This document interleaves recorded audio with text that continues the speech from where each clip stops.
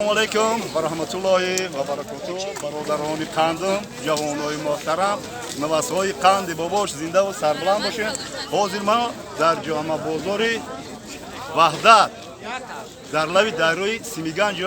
lavi dairoi Simiganj. Xo'p, xotirason kunum ki bozora yaki az farzandoi millat muhtaram Alimatov soxtaga ki ниҳоят мардум як рӯҳияи баланд, як рӯҳияи хирсандиқати кору фаъолият дорад ва хоҳони он ҳастем ки ҳамихел шермардои ватан ҳамихел ободкорӣ кунанд, ҳамихел мисол ҷойҳои бекорхобидаро гирифта, мисол бозорҳо, мисол ҷойҳои варзишӣ, ҷойҳои хушдилӣ бикунанд ки чӣ қадар ҳамин сатҳи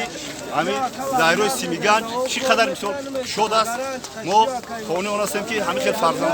фарзандаи миллат бояд ҳамихел ободкорӣ кунанд. хоб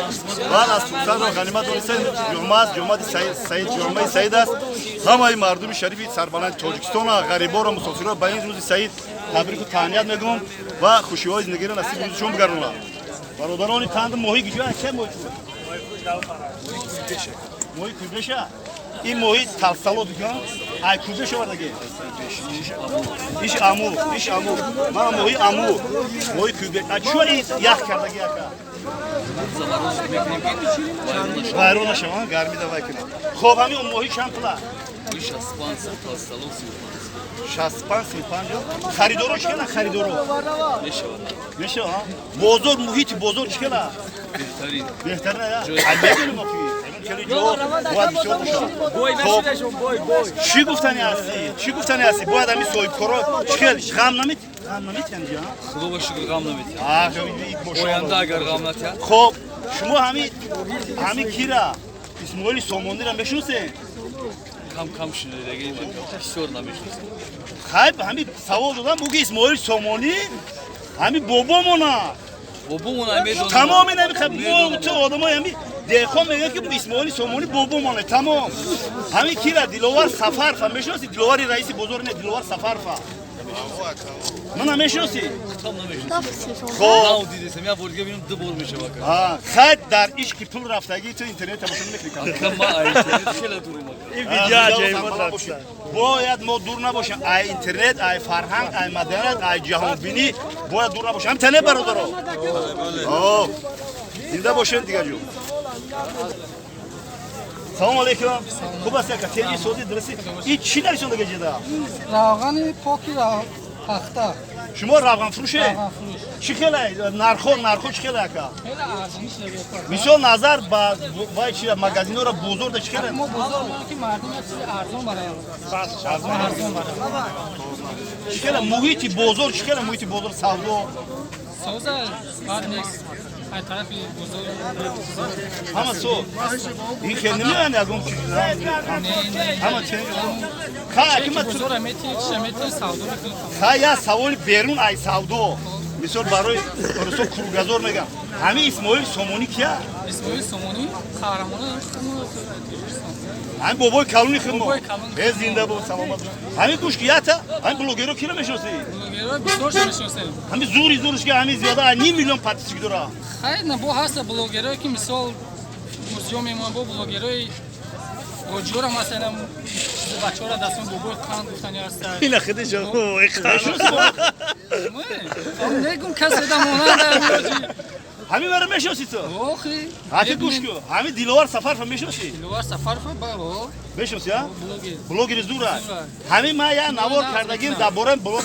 همین برادر همین دیلوار سفر چی بعد فیلنجین دوشم چی گفتنی هستی؟ دستگیری کردن گوش کردی یا نه گپشا مثال ها یاد جوش گوش کردن بچه‌ها را دستگیری کردن خیلی غیرت نمیدونی که همین من قطعی همین دیلوار سفر چی پرابلم دارم کی میدونه هیچ کس نمیدونه که ما باید با گوشتین دعوت کردگیم با گوشتین دعوت کردن بعد چی داخل اون بود فهمیدی تو درباره نه آخه تو چون نمیپرسی نه مقصد دیدم آخه همین دیلوار سفر و بلوگری نامدار میشناسه مرا کم میشناسه خیلی اکی وای من گفتم که بیا دیلوار جان بیا یک گوشتین میگیریم گوشتین ملی تاجیکی و گرفته گشته اسماعیل سامانی کیا گفته در کوچه با کوچه بزرگ نمیگفته بیا میگو زنگش بزن بیا زنگ بزن ولی چیکوش هستی پس کردگی چی خدا نگهبان شهر الله خیلی چی گفتن هستی با همین بزرگ با همین بچه‌های بزرگی که شما رو نظارت میکنن خوبن خوبان خیلی دستگیری میکنن چی میکنن بچه‌های نازای مثال میاد یوردا میکنن چی میکنن خورده جودا حقی یک گوش کده برادر خاندم یکی یگم آدم بیاد صحبتی آزاد یاخی گازم یکی بیاد آزاد اینجا گفتم یکی بیاد بگی بچه‌ام بیام کامپیوتر بیام سیدک همین بابی تابیشه درخت کلوش زنده باشه Pavlon yara gazam bu boy mega. Pavlon yara gazam. درختو حاضر درختو انا برو سیوکو پارتو درختو حاضر خوان درختو کیرمکو خوان ولی سیزون جسیون که میکنه درخت بومد بلش کن شید من واتساپ دا برو واتساپ دا برو زنده و سربلند باشی من شیرم سلام علیکم معرفت چیه شما علی جان گوش میفروشید دکان گوش همین نرخ نوای شما نظر به دیگه جوهرا چقدر نرخ نوای ارزونتر ها معامله داره یعنی چند پول 55 تومان اگر بیاید میگن که بیاید چی ارزونتر که چند پول ارزون میکنه 50 تومان یک بگه من 1 کیلو گوشت بگیرم کیسهش میگه که 48 تومان چه میکنه میبری قاچ میبری دوازده یک مثال میاد آدمی که میاد میگه من همین روز 1 کیلو گوشت خریدنی بودم شما گوشت کردم نه آوردم فراموش کردم تا ما میدونیم که خیلی خوب میشه 1 کیلو گوشت خریدم 1 کیلو گوشت خرج میکنن ماشاءالله ماشاءالله انا بزرگ انا سودا انا تولیدی اصیل خیلی کمتر ای موضوع بیرون میبرم همین موی سومونی هیکلش هست که دو تا شیری کلانه یا جاشدانا بدیم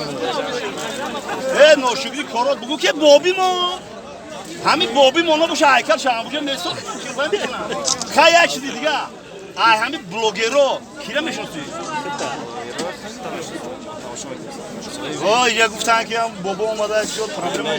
با کیره میشناسی Kali Faruk ablu. با کیره میشناسی نه مرد بوده همین کیره ای رپرو وقتی یاره تری مقصد همی دنیا بود هر رفت کرد یا کی شرط